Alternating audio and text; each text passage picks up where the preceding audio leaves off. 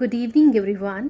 See, everyone has an aim और goal in his or her life. और हमारी life इस गोल पे बहुत ज़्यादा डिपेंड करती है, क्योंकि अगर हमने ये गोल अचीव कर लिया तो हम कहेंगे हम सक्सेसफुल हो गए, और अगर हम इसे अचीव नहीं कर पाते हैं तो हम कहेंगे हम सक्सेसफुल नहीं हुए।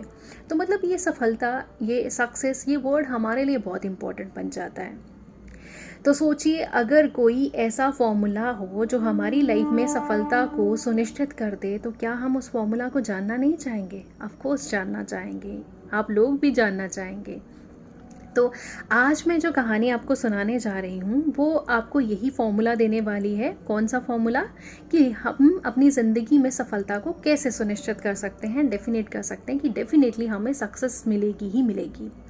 तो ये कहानी एक चाइनीज़ सम्राट की है, एक चाइनीज़ राजा की है। इस राजा ने घोषणा की कि मैं अपने राज्य के लिए एक मुहर बनाना चाहता हूँ। मुहर मतलब स्टैम्प बनाना चाहता हूँ। और उन्होंने कहा कि इस मुहर के ऊपर जो पिक्चर होगी वो किसकी होगी? एक बांग देते हुए मुर्गे की होगी। तो उन्होंने कहा इसके लिए मुझे चित्रों की ज़रूरत है। चाहिए तो एक ही चित्र था, लेकिन बहुत सारे चित्रों में से कोई एक जो है वो सिलेक्ट होना था।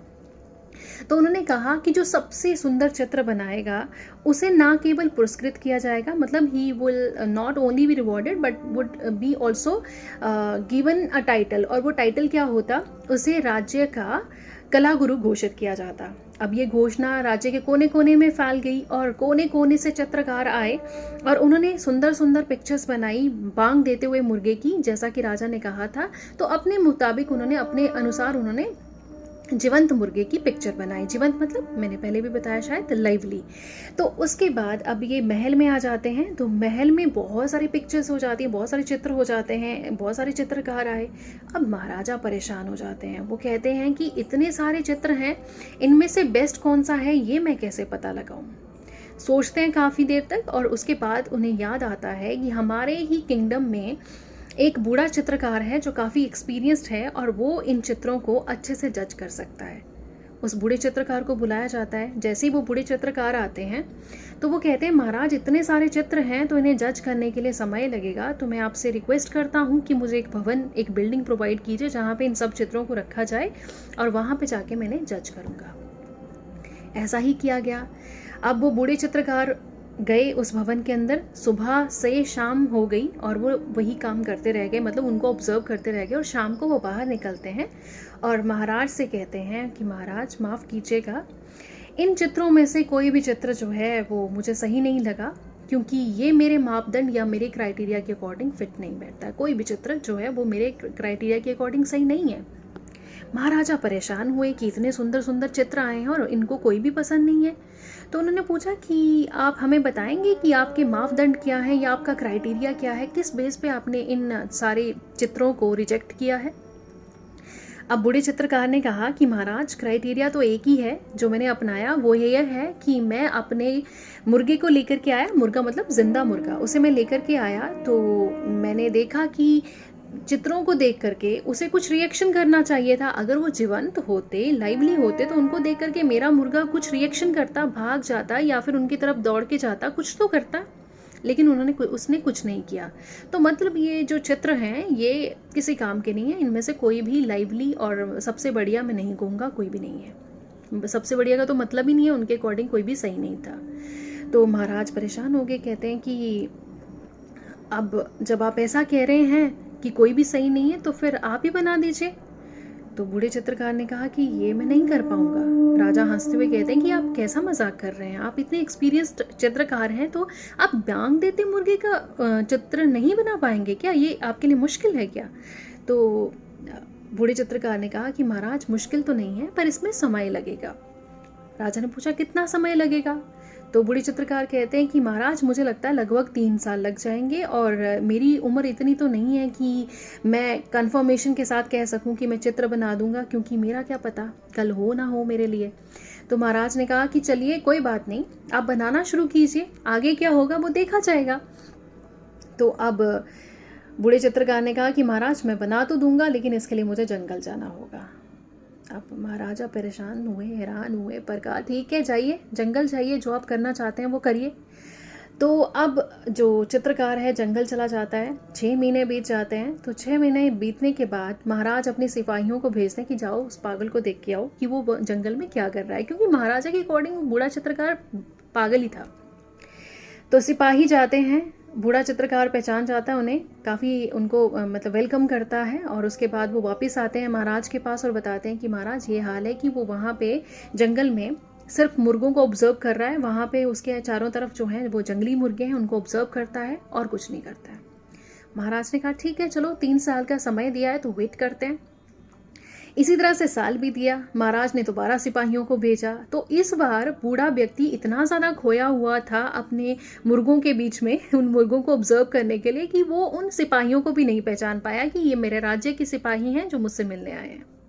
सिपाहियों ने आकर के हाल बताया। महाराज ने कहा कोई बात नहीं, 3 साल के बाद देखेंगे, इंतज़ार करते हैं कि ये बूढ़ा क्या करता है। इसी तरह से 2 साल बीते, 3 साल बीत गए। तो महाराज ने कहा कि जाओ अब उसे लेके भी आओ, देखो उसने कोई चित्र बनाया भी या नहीं। सिपाही गए तो उन्होंने देखा कि बूढ़ा चित्रकार तो खुद मुर्गा बन चुका है। तो वो उसे लेकर के आते हैं, उठा करके लाते हैं महाराज के पास। महाराज कहते हैं कि हाँ जी बताइए, चित्र कहाँ है, क्या आपने चित्र बना दिया? तो फिर बूढ़ा चित्रकार कहता है कि वो मतलब बोलता कुछ नहीं है, पहले कहते हैं कुकुड़ुकू। तो जो महाराज है वो हैरान हो जाते हैं, फिर हंसते हुए कहते हैं अरे पागल, मैंने मुर्गा बनाने को बोला था, मुर्गा बन जाने के लिए नहीं बोला था। तो मुर्गा कहाँ है, चित्र कहाँ है मुर्गे का? तो बूढ़ा चित्रकार कहता है कि महाराज उसमें कौन सी बड़ी बात है, मैं अभी बना दूंगा, आप कैनवस वगैरह या फिर पेंटिंग ब्रश वगैरह ये सब चीज़ें मंगवाइए। सब कुछ मंगवाया जाता है। तो बूढ़ा जो है वो बूढ़ा चित्रकार पिक्चर बनाना शुरू करता है, चित्र बनाना शुरू करता है। और जैसे चित्र बनता है, बहुत सुंदर चित्र बनता है। तो महाराज कहते हैं कि देखिए चित्र तो बहुत सुंदर है, लेकिन क्राइटेरिया तो आपके लिए भी सेम ही होना चाहिए। तो कहते हैं कि जाइए एक मुर्गा लेके आइए, जिंदा मुर्गा, जो इसे पहचाने, कुछ अगर रिएक्शन करे इसको देख करके। वैसा ही किया गया, मुर्गा मंगवाया गया। मुर्गा आया, जैसे ही उसने चित्र को देखा वो भाग खड़ा हुआ। महाराज हैरान हो गए। उन्होंने बूढ़े चित्रकार से पूछा कि आपने ऐसा क्या किया, इस चित्र को देख करके ये मुर्गा क्यों भाग गया? तो चित्रकार कहते हैं कि महाराज, चित्र बनाने से पहले, मुर्गे का चित्र बनाने से पहले मुझे मुर्गा हो जाना पड़ा, मुझे खुद को आत्मसात करना पड़ा उस मुर्गे के साथ। मुझे जानना पड़ा कि एक मुर्गा क्या करता है, वो कैसा सोचता है, मतलब उसको पूरी तरह से मुझे ऑब्जर्व करना पड़ा, उसके बाद मैं ये मुर्गा बना पाया। तो बच्चों, यही फॉर्मूला है ज़िंदगी में सफलता पाने का। क्या फॉर्मूला है? जो आपका एम है, जो आपके एस्पिरेशंस हैं, उनके साथ एक हो जाना। अगर आपके एस्पिरेशंस और आप एक नहीं हैं तो आप ज़िंदगी में सफलता कभी भी नहीं पा सकते हैं। सफलता पाने के लिए हमें मुर्गा हो जाना पड़ेगा, हमें अपने उस एम के साथ इतना जुड़ जाना पड़ेगा कि हम उसमें खो जाएं, वो मतलब हमारी अंदर हम उसमें आत्मसात हो जाएं, उसके साथ एक हो जाएं, तभी हम उस अपने सपने को पूरा कर पाएंगे, अपने उस एम को अचीव कर पाएंगे। मुझे यहाँ पे याद आ रही है अभी ब्रूस ली की कुछ लाइंस, फेमस लाइंस हैं उनकी। उन्होंने कहा था कि I am not afraid of a person who knows 1000 moves. ठीक है, I am not afraid of a person who knows 1000 moves, but I am certainly afraid of a person who has practised 1 move 1000 times. मतलब एक ऐसा person जो एक ही जो मतलब एक मूव को 1000 टाइम्स जो है वो प्रैक्टिस कर चुका है, वो कितना एफिशिएंट होगा, मुझे उससे डर लगता है। तो ये प्रैक्टिस क्या है? ये प्रैक्टिस वही है, मुर्गा हो जाना, अपने एम के साथ एक हो जाना, उसको इतना प्रैक्टिस करना, मतलब उस एम को पाने के लिए इतनी प्रैक्टिस करना कि आप उसके साथ एक हो जाएं। कोई दूरी नहीं रह जाएगी आप में और आपके एम में, क्योंकि आपके एस्पिरेशंस और आप एक हैं। आप हर वक्त उसे जी रहे हैं, आप हर वक्त उसके लिए कोशिश कर रहे हैं।